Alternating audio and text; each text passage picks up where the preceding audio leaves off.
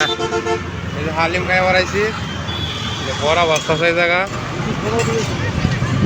এখন হালিম যেমন হালিম বানাই দিব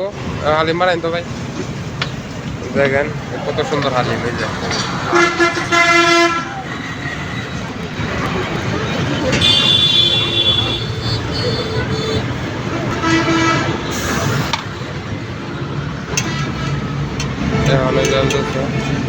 ভিডিওটা হর এডিট করে ছেড়ে দেন ফেসবুকে এদের টাকা মহাসড়ক